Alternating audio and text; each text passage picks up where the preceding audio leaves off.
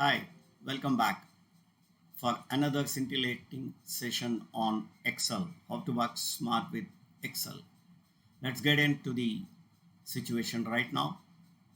We have a worksheet presented before all of you.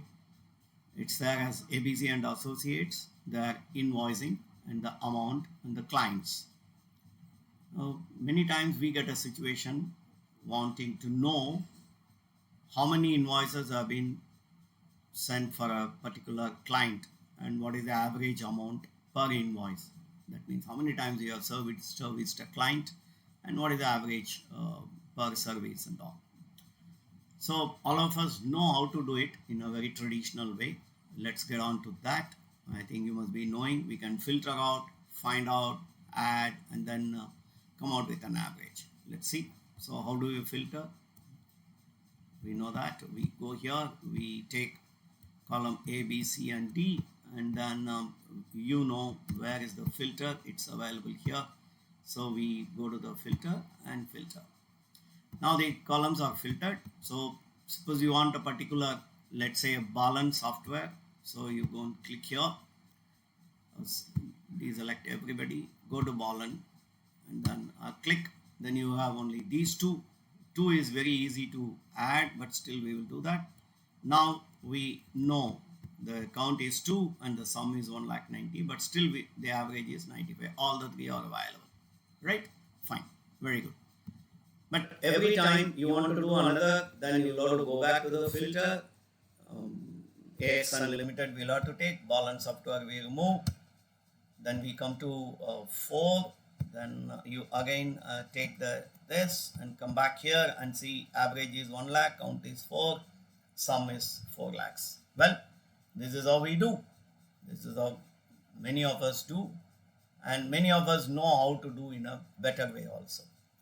So one of the better ways is through a function called sum product. That's what we are going to see today. Sum product.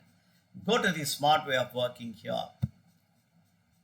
Now we have X. Suppose we want AX Unlimited. So copy it, put it here.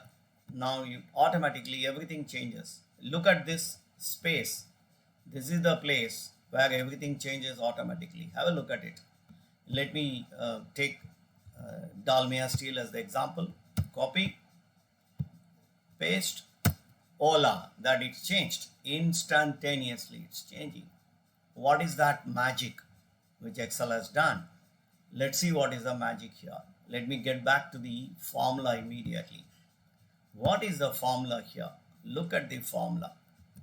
The formula is nothing but sum product. And what does it say?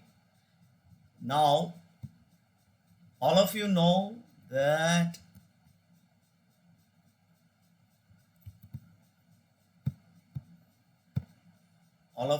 client, and this, look at this formula. The first of all, $F, $5. $F, $5 is especially this particular column. Why we have fixed that column? Mainly because from here only we are going to take. Otherwise, every time instead of $F, $5, we will have to write Dalmia Steel or AX Unlimited. So I am trying to avoid that. Now what is the formula? The formula is here. Have a look at it. It is sum product, then B5, B17. What is B5, B17? It's here. You know this is what B5 to B17. This is the range from where we are going to take the client's name, because that's what it says. We take the range B5, B17 and compare with the client who is given in $F, this one. This is the place you are having it.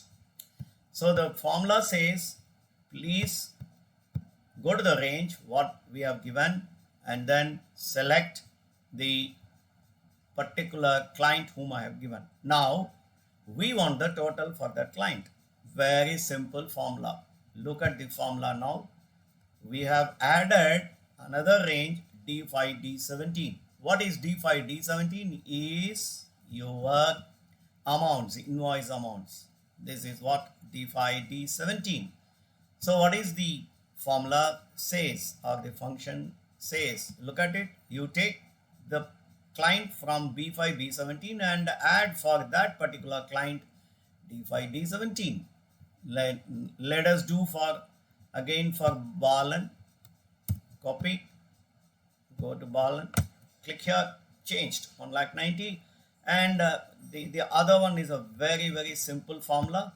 It is nothing but H5 by G5. You get the average. Why? Because you have got the total in H, you have got the number of invoices in G. So the average has come. So friends, I thought I will talk about this particular formula. Now everybody must be wondering, what is this? Mr. Prasad had given double negative here. Why? That's a good question. Have a look at it. Again, a double negative. Double negative, double negative. Why it is? So let's not get confused about this double negative.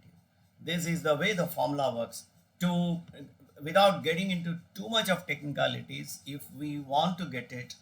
So this is a common trick used in more advanced Excel formulae to coerce the true or false condition into the working.